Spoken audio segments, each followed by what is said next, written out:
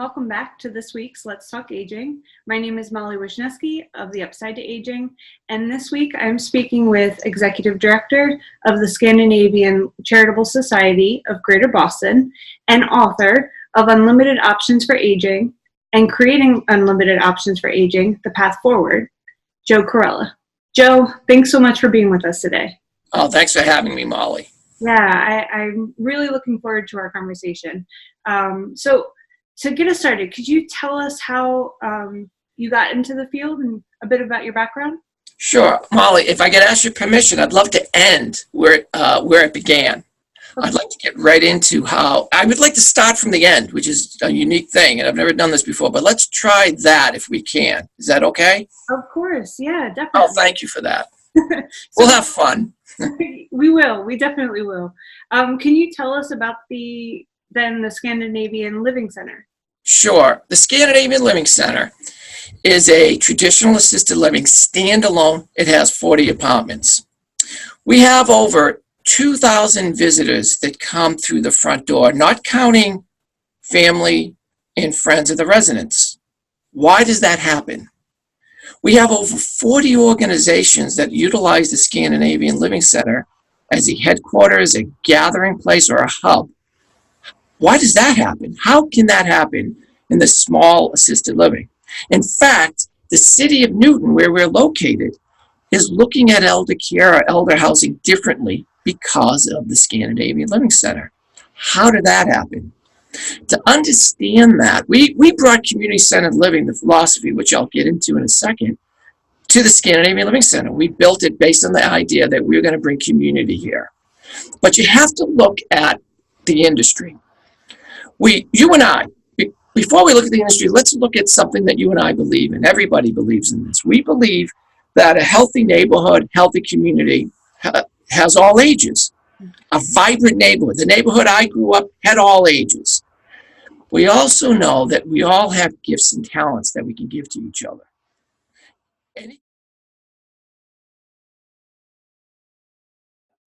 Isolation and loneliness is unhealthy. And science shows us that loneliness is just as unhealthy as smoking 5, 10, 15 cigarettes a day. I can't remember the number. And loneliness can happen anywhere. You and I can be lonely in a big room. We can be with a crowd of people, with 4 people. We can be lonely with 1 person. Loneliness is a moving target. Now, the industry has created this perception. We all know that's healthy. And you know what's unfair? I just said 3 things. I could have asked you, Molly, do you think you need oxygen to breathe? Of course, it's common sense, right? But what I'm doing is I'm looking at the industry, and I go back almost a century, where that generation had to solve the issue of how do we take care of our elders because the families are getting smaller. I absolutely think it's great what that generation did. The problem is they looked at the hospital model and said, this makes sense. The economy of scales, we can put 2, 3, 4, 5 people in a room and we can care for them. So almost 100 years ago, this model got put together, housing plus caring. And what's developed, though, is that model also included isolation. When you move into housing plus caring, that model, that nursing home, that assisted living, you're isolated from the neighborhood. People disappear. So what's happened, and I'm guilty, we looked at the housing and said, let's make it better housing. You don't want to build a hospital. You don't want to build an institution. Let's make it better. So assisted living was developed over 20 years ago. But again, they had isolation. The nursing homes, we have wonderful nursing homes being redesigned with private rooms. That is our future. But again, nobody is seeing the future. So when you have housing and caring that's isolated, you need to build in protection. You do that because the government steps in and says, we're going to regulate you. So then it becomes housing plus protection, and that equals your institutional isolation. That's what you and I and all of us, all ages, have seen. We have lived with that for almost a century, visiting loved ones in nursing homes or assisted livings, and they're disconnected. That's important. Community-centered living, if you embrace that philosophy, you look at How do we break that down? Let's eliminate this wall of segregation, because we know that segregation at any level is bad for everybody. But then community-centered living empowers all ages to share their gifts and talents. That's important. But we also, with community-centered living, and I alluded to it earlier, we create different ways, or the community creates different ways to bring people together. If loneliness and isolation is a moving target in the entire community, there's different answers for all those people. So you can't regulate community-centered living or the programs you bring in. You have to let the community define what that's it, and we just need to facilitate that. So that's what we did here at the Scandinavian Living Center. So when we built the Scandinavian Living Center, we took a few principles. We said, we know we're going to gather. And when we built the Scandinavian Living Center, I didn't think or understand that community-centered living was that important. I knew that we were going to gather people in our facility. 50% of the Scandinavian Living Center has common space. But I just didn't think anything of it because I was focused on the house. Let's build a better house. Let's build a better box. But the thing is, the first principle that's very, very important is let's build a welcoming residential setting for everyone, the entire community. Now, when I say that, almost overnight, we're including the entire community includes the residents living at the Scandinavian Living Center. Immediately, that segregation is gone because now they're part of the big discussion. Everything we do at the Scandinavian Living Center has to be a welcoming place for the entire community, all ages. We have a big Nordic hall, big space, medium spaces. We have small rooms for different types of clubs, but it welcomes everyone. That's the key. Now, the other thing, the next principle is autonomy.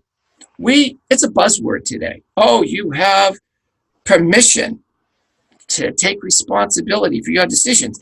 In fact, we regulate that. We have the Bill of Rights that we post and say, when you move here, you have the right to take responsibility for your decisions, autonomy. That's great, but that's institutional thinking because we have to regulate that. Because we're isolated, we have to remind everyone, you're coming in here, you can make these decisions. Well, if you embrace community-centered living, autonomy is for the entire community. You've created a welcoming place for everybody. You're bringing community programs, clubs, you name it, whatever the community can think of, comes to the center. But then everyone has to take responsibility to choose from our venue or the venue down the street.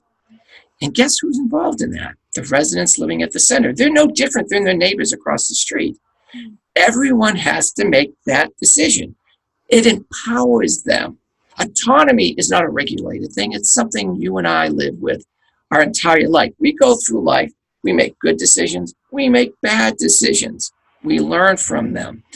That's the difference. Community-centered living says, look, we're not going to segregate autonomy. Everyone has to be involved here. If you want to come to the center, you have to take responsibility. So those are two principles. The third one, when you take the old model, the model that exists, unfortunately,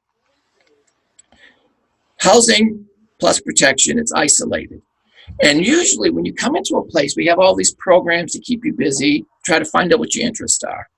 But in a sad way, we go through the front door and right away, we start to narrow the opportunity for human connection or maybe more or different interests.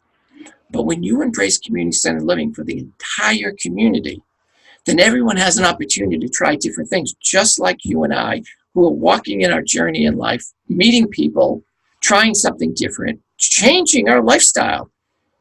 When you embrace community-centered living, the entire community has the ability to expand their interests and hobbies. That shouldn't change if you move to a place like the Scandinavian Living Center or any housing community across the country. So that's what we did. We took those principles, and then I discovered community-centered living, bringing people together. It touched a nerve in the city of Newton and everyone that's living here. It's an amazing philosophy that actually can impact an entire nation. And people ask, did you have any problems with this? And I said, of course. We only had a few pushbacks. We had basically everyone with a small e because no one understood community-centered living. They were living with that institutional perception. Once you moved into this place, you disappeared from the community and the neighborhood. So I have a couple of examples of what we had to overcome. Even I was shocked by the pushback, because the number one pushback were the elders, the residents. So I have an incredible an example for you. We built all this common space, and we had this group called the Newton Recreation that had a card playing group, and they had made up of 30, 40, 50 people. And they asked, can we come to the center? And I said, great, we have the Nordic Hall. You can come here a couple of days a week. And the residents living here can play with their neighbors and friends. Simple. That's community-centered living, something from the community. But the residents turned to me and said, look, wait a minute, we're not going in the Nordic Hall. That's the outside community. And I said, wait a minute, those are your friends and neighbors. No, they don't live here. They're the outside community. And I remember walking into the Nordic Hall, looking out the window and seeing a house that was probably 20 feet away. And I said to myself, I could open up the window and have a conversation with that neighbor. But for some reason, the residents moving here think that's the outside community. And how do you normalize that? Yeah. So what we did was, the day that this group came to play, they played for money, they played for quarters, and they played all day. The day they came into the Nordic Hall, we established a group of 12 residents in the cafe. And I decided I was going to play with them. And I was terrible. I was obnoxious because I never lost. There was residents who couldn't hear, maybe vision impaired, maybe they couldn't focus, and I took advantage of all their weaknesses. And my activities person was like, you can't do that. You have to let them win. I said, no, absolutely not. If they're going to sit at this table with me, I am going to beat them every time. And I was an obnoxious winner. I mean, if I lost, I was the best. I was humble. I was the nicest person. But I kept beating them down with victory after victory. And this went on for weeks. I couldn't lose.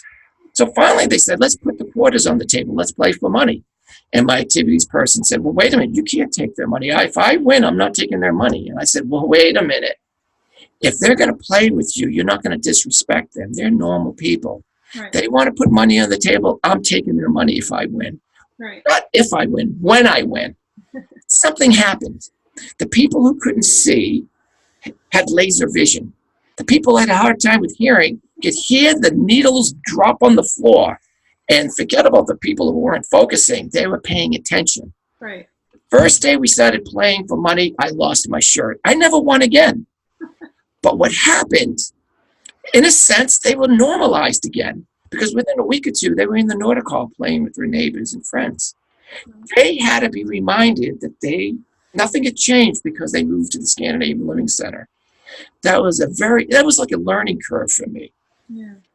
The second example, because everybody is pushing back, and I think I take this as a mistake. I wish I'd gone out to the community to educate what we were doing, but I was just too excited. I built the house. I had gathering places, and let's just get started. People will get it, but they didn't get it. So we had a beautiful fitness center, one of the best. We don't have one or two machines. We have a ton of machines. We have a fitness instructor. The staff can work out here. The residents, families, we can all work out here. Well, we had a local physical therapy company, saw the fitness room and said, what a great gathering place. Can we use this as our headquarters? And I said, what a great idea. I can walk down the hall if I need PT. The residents can, we all can. I don't have to leave the building. So he starts up, and this is about 10 years ago.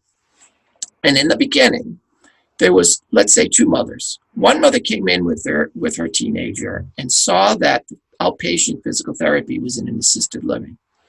And she said, because again, she has this institutional perception, he doesn't belong here. What are you doing inside an assisted living? As though it's strange or abnormal. She took a teenager out. The next mother comes in a couple of weeks later and says the same thing. This doesn't make sense. Why are you doing this? But she was wise. She said, let's see what happens. So within a week, it was a moot point because he was in the cafe having drinks and conversations with the residents. Now, that wasn't regulated. We didn't force it. It happened naturally, just like life. We meet people, crazy little things happen. It can change our lives. It can redirect us. We didn't do anything. And today, And when we started up the PT, the residents would work out Monday, Wednesday, and Friday morning, and the physical therapy company had to stay away because the residents needed to work out.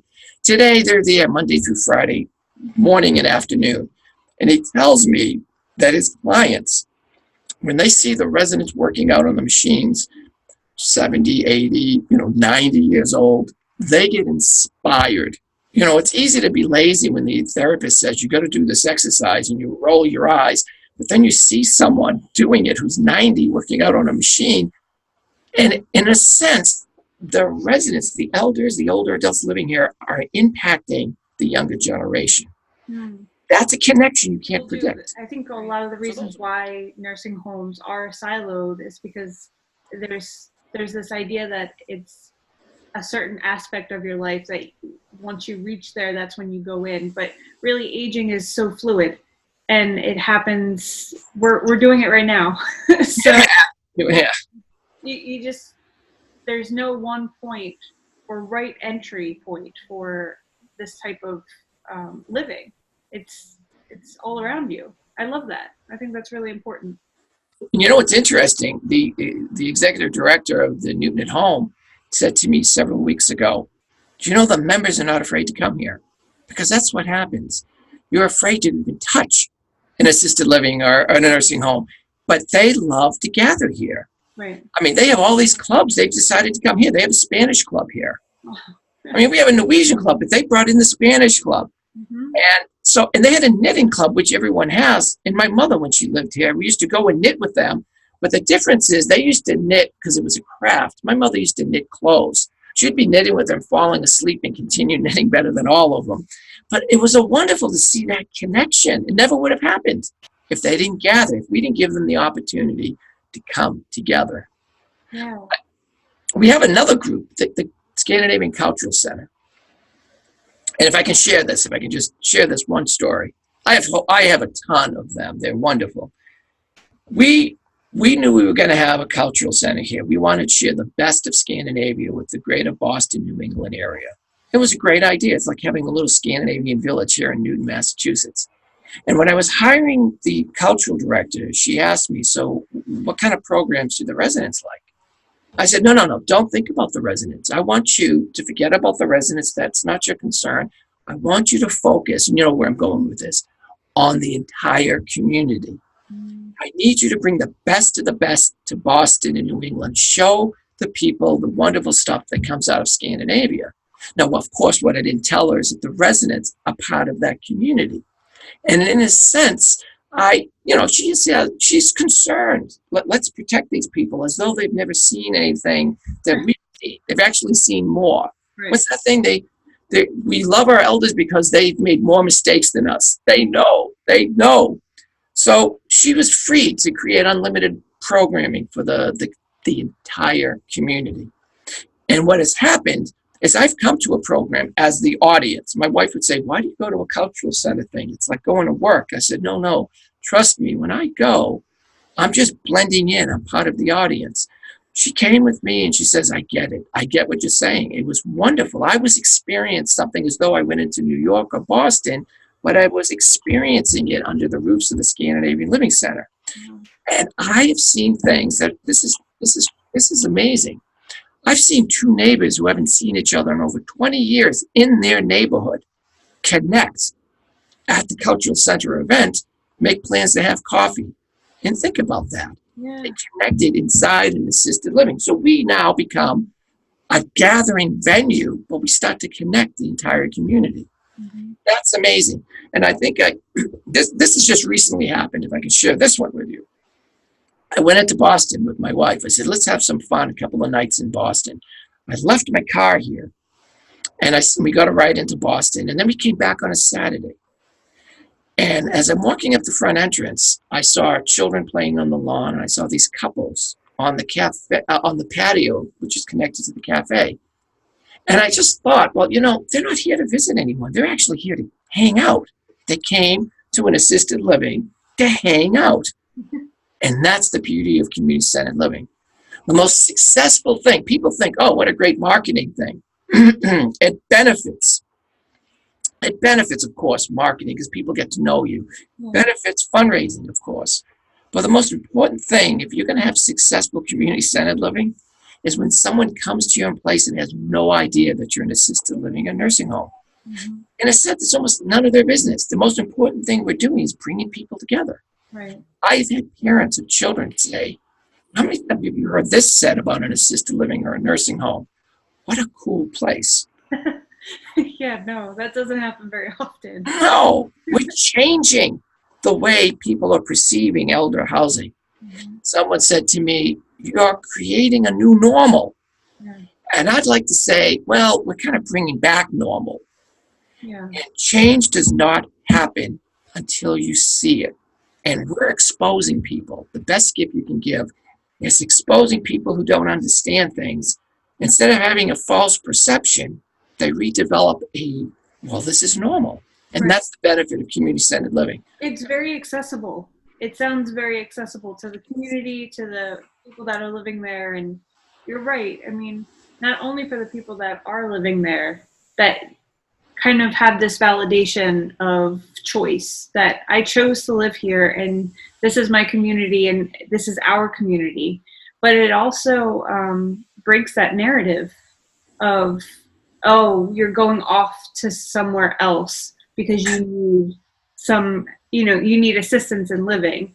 And that narrative is so constant that it's nice to hear that there is this accessibility to this world. So, Well, I think it's nice because right now, this country, every city and town can look at what Newton has done and what the Scandinavian Living Center has done. We've given them an example. Change doesn't happen unless you expose people to something better. Does that make sense? yeah, it does. It's just you can't move forward. You have to educate. Sometimes all the words, all the stories in the world, it doesn't matter unless you experience it. And when you experience it, you say, oh, wow, this is the way it should be. Why did we miss this? Right. That's important. Why? What Why? happened that all the good stuff out of it? Because I think too, once you have these things up and going and it's kind of just naturally occurring, the care aspect of it changes. The dynamic between the caregiver and the person living is different. It's better. It becomes, well, I guess that's part of that isolation aspect that you were defining earlier. We empower people. They feel energized. I mean, if you go to our website, there's this wonderful story where one of our residents started working again. Like they connect to the community. They know they're important. They have so much to offer.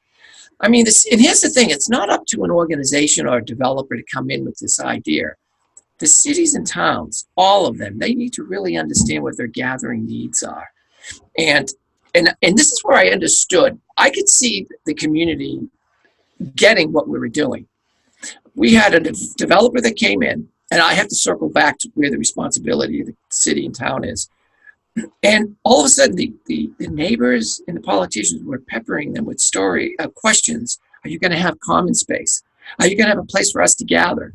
And the developer was just, what is going on here? I wasn't there. I heard about this 2 weeks after the fact. And they finally said, are you going to be like the Scandinavian Living Center? And that's how change takes place. I will never forget the night. We decided when we had the cultural center, we had to go out and get a grand piano, Steinway grand piano. It was about $100,000. We invested in a beautiful AV system because, we were going to bring people. We had to make it easy. It had to be welcoming. But we knew that if we were going to get pianists from Europe, they needed to have a nice piano. So we started this fundraising campaign. And on the very last night, we brought everybody into the Nordic Hall. And I don't know if we had to raise another $15,000. We were very close. And I started talking about the piano. It's just symbolic. I said, it represents an opportunity for us to come together. That night, I could sense the crowd. They started literally threw money at us. Can you imagine? Someone threw a $100 bill at us. Checks were being written. They understood. Right. They were touched by the idea that we were just bringing people together. We were creating a new normal. And I started to see that, wait a minute, I think people in the community, in the city, are starting to get what we're doing. And it was just little by little. We didn't force it. It became organic. Yeah. And the city of Newton, they're like, well, look what they're doing. We can't segregate anymore. Nobody wants to segregate the elders. I mean, segregation at any level does not make sense. History has proven over and over and over that segregation is not good. Yeah. So it's pretty powerful. It is. Yeah, no, it definitely is. Wow. So you can tell that you have just so much passion for this field and this topic. What would you say your overall mission is? Well, this is where it's good to circle back to how I got in this. Because everyone thinks it's passion. Maybe it is because it's the Italian in me, but it's more of a fear, a phobia. So let me explain that. I grew up in a great neighborhood. I had all children, elders. We had all ages. Well, Mrs. Stanley was someone who lived across the street from us, and her husband had passed away. So I must have been. This probably occurred when I was 7, 8, 9 years old. For many years, she would call my parents and ask, "Can Joe go to the store and get me milk? Can you get me eggs, get breads?" And this happened over the years. And of course, I developed a great relationship. She was a friend. I didn't know she was 80 or whatever. It didn't matter to me. She was someone I could talk to. One day when I went to see Mrs. Stanley, she saw that I was troubled. Now, remember, I'm 7, 8 years old. I'm a little kid.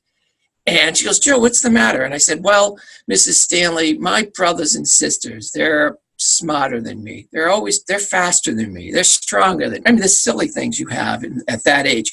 You don't realize that you're going to grow up and all that's going to change. But at that age, that was bothering me." So she set me off and I came back and she goes, "Joe, I was thinking about what you said." And I was the youngest of 6. So that's why it was bothering me. I could never win. And very competitive family. She goes, "You're so lucky. You're the youngest because you get to watch. You get to observe your brothers and sisters." "Mrs. Stanley, what do you mean?" She goes, "Well, when they make a mistake, you can avoid it. You can look at that and say, 'I'm not doing that.' But if they do something good, you can copy it and you can do better." And it was like, you are the luckiest person. She changed the thinking right then. Problem is, it was a great piece of observational wisdom she gave me. And I've lived with it ever since. But the problem is, at 17, I was in great shape. I was competing with my brothers. And this is important to understand. Just like my brother's strongest kid in the high school, I wanted to outdo my brothers. I wanted to play college football. I was basically an immature teenage boy. And I had a crazy accident during February vacation while I was working out. And I ended up in the hospital. And they said to me and my family, "Well, the pediatric ward is closed." And I'm sure I said, "What's that?" I didn't know. I was a kid. And "But that's okay. We're going to put you in the geriatric ward." And that's where it began. Mrs. Stanley's observational wisdom, the advice she gave me, clicked in. I was innocent. I lived with these elders 4 days and 4 nights, and I was destroyed. On Friday, my blood pressure was 230/180. I mean, I write about it in the book. There's more detail to it, but at the end of the day, I saw it all. I saw death. I saw disconnect, mistreatment. I couldn't understand, why would you treat people like this? So the impact was greater than it probably could have ever been. Right. And the last day, Friday, I had a chance to talk to the director of nursing, who ironically was retiring that day. And I begged her, it's though I'm in the room now. I was sweating. I said, "You have to get me out of here. I don't want to be here anymore." The last thing she did before she retired, before she went off into the unknown, was to put me back into pediatric ward. And when I got down there, we found out it was open all week. It was just a mistake. Oh. And my bed was next to the window. It's not over. And I grew up in a parochial school, so I had all this, God is watching. And I remember looking out the window, and I could see the morgue, and I could see hearses going back and forth. And I remember looking up, and right then I said, "This can't be. There has to be an answer for a better way." So in a sense, I was exposed to something bad. I experienced it like no one else has ever experienced at a very young age. And from that moment on, it's almost like my teenage years were over. I grew up overnight. I became a better student. All the partying wasn't as important to me anymore because I now live with that fear, that phobia that I'm going to return to that institutional geriatric ward. Mhm. It's not passion that drives me, it's fear. I don't want you, Molly, to end up there. I don't want anyone to end up there. So, what I would love to have is someday your loved ones may come to you. They'll come to me, or come to all of us. And we may need to go into a nursing home or an assisted living or uh, older adult community, which I think should be mixed up with all ages. But wouldn't it be great if we said, I want to go to that nursing home because the neighbors hang out there. I get to see my friends. Yeah. I want to go to that assisted living because everyone's there. And that is my path forward. That's what drives me. Community-centered living is for us to embrace. The industry reacts, but the consumers, we act. So we need to change our perception, our institutional perception, and realize that this is the final answer. Create a gathering venue for everybody, add the housing, and watch the miracles happen. Watch the quality of life. Let's bring back the normal to our communities. That's it.